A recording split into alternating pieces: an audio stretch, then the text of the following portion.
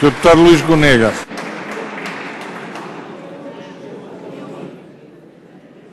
Obrigado, Sr. Presidente. Sr. Presidente, Srs. Ministros, Srs. Secretários de Estado, Sras. Deputadas, Srs. Deputados. Em primeiro lugar, gostava aqui de referir, conforme a Sra. Deputada Heloísa Apolónia o disse, que este debate vem 2 décadas atrasado. Realmente é verdade. Porque nas últimas, principalmente nos primeiros 5 anos das 2 últimas décadas, é que realmente houve uma paragem na aposta ferroviária, houve supressão de linhas, houve supressão de carreiras, houve supressão de várias coisas no setor ferroviário. E, portanto, a primeira coisa que eu gostava aqui de registar é que realmente este debate vem 2 décadas atrasado. Não é para este governo, era para governos há 20 anos atrás. Gostava de questionar o Sr. Ministro para relembrar a esta Câmara que o Governo do Partido Socialista, e para reafirmar e reforçar a ideia que foi o Partido Socialista que apostou neste setor primordialmente em relação aos outros governos, o setor ferroviário para nós é essencial, e para relembrar esta Câmara disso, gostava que o Sr. Ministro relembrasse todos os deputados as orientações estratégicas do setor ferroviário que foram aprovadas por um Governo do Partido Socialista, reafirmadas pela aprovação do Portugal Logístico e reafirmadas novamente na aprovação das orientações estratégicas para o setor marítimo ou portuário.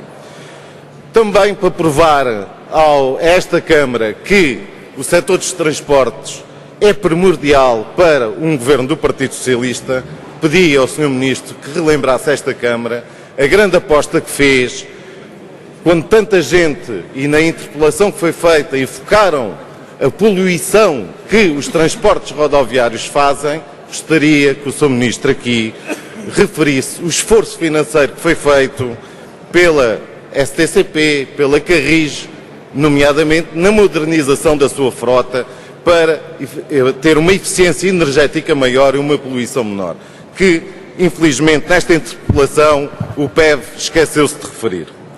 Gostaria, igualmente, de relembrar que, mesmo com estas restrições económico-financeiras que o país atravessa e que, desde há 2 anos a esta parte, este Governo tem em conta na elaboração dos seus orçamentos de Estado, que mesmo assim, conforme o Sr. Ministro aqui referiu, estão em execução 783 milhões de euros em investimento no setor ferroviário. Também gostaria que o Sr. Ministro aqui referiu que foram suprimidas 1.350 passagens de nível, mas estão também previstas a supressão de cerca de 300 passagens de nível neste ano.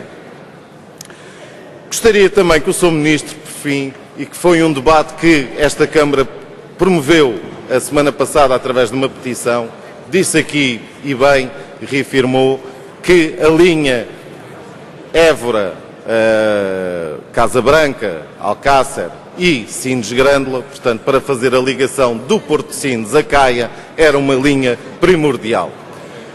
E isso é bom que se reafirme aqui, porque o PSD sempre foi contra a construção dessa linha, independentemente também ser contra ou não achar que é primordial a construção da linha mista de bitola europeia entre Lisboa e Caia.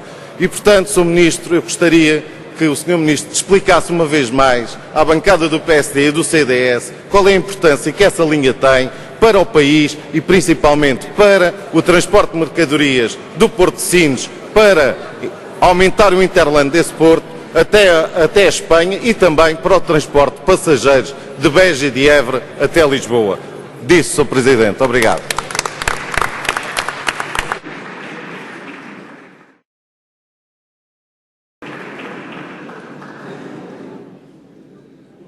Sr. Deputado José Luís Ferreira.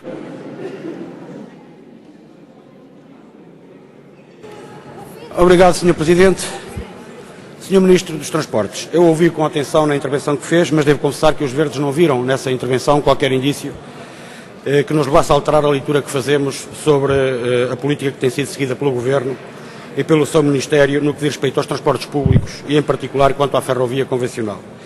O Sr. Ministro reconhece que o setor ferroviário não cumpre, que está desajustado.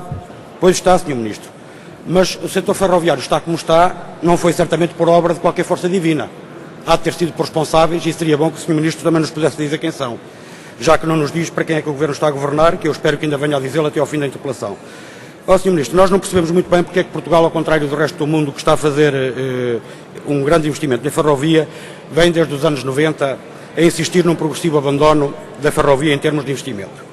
E depois o Governo lamenta-se pelo facto das empresas de transporte não serem rentáveis. Pois não, mas se procurarmos os motivos, se calhar conseguimos encontrar alguns. É que, para além do desinvestimento, nós temos ainda uma gestão vocacionada para afastar as pessoas dos transportes públicos, sobretudo do comboio. Mas temos mais, temos casos que geram revolta pela sua insensatez. Eu vou apenas dar um exemplo. Nós temos cá em Portugal automotoras que estão de lado e que podiam perfeitamente ser reparadas pela EMF e ficarem aptas a desempenhar o serviço para o quais deviam prestar. Mas o Governo não alinha mesmo na ideia de produzir e consumir local e prefere ir alugá-las à Espanha. Ainda por cima, com contratos de aluguer que exigem que qualquer reparação futura, pasme-se, tenha de ser feita em Espanha pelas empresas espanholas, quando podiam ser feitas cá pela EMF. Isto é um erro do tamanho do comboio, Sr. Ministro. Num momento no qual o Governo até quer reduzir postos de trabalho na EMF, onde se deveria pensar como produzir mais para gerar mais riqueza e mais emprego, o Estado é o primeiro a não dar o exemplo. E muito provavelmente, dentro de algum tempo, vamos vê-lo adquirir ainda mais serviços de manutenção ou de reparação aos espanhóis e não será só para o material lá alugado. E depois o Governo fala da insustentabilidade das empresas públicas no setor de transportes. Pois é, Sr. Ministro, mas milagres só em Fátima e só para quem acredita. Mas quando se pretende poupar, como no caso da EMF, 1,8 milhões de euros, não se faz grande esforço para descobrir como reduzir custos, a carregar sobre os trabalhadores. Ó, Sr. Ministro, parece que há aqui muita falta de imaginação e assim é fácil ser gestor. Mas o meu pedido de esclarecimento, Sr. Ministro, tem a ver com esta matéria e mais concretamente com o plano de atividades da CP para 2011. Já todos percebemos o que representa este plano e a miséria que transporta para os utentes, para os trabalhadores e para o setor da ferrovia. Aliás, se fosse bom, certamente que o Governo já tinha dito que tenciona aprová-lo, mas o Governo ainda não disse nada, não nos disse se pretende aprová-lo ou não. Aliás, sobre esta matéria há, pelos vistos, muitos tabus, muitos segredos. O que lhe queria perguntar era o seguinte, Sr. Ministro. Os planos de atividade da REFER e das outras empresas do setor dos transportes só vão ser tornados públicos depois do Governo os ter aprovado? Que motivos justificam tanto secretismo?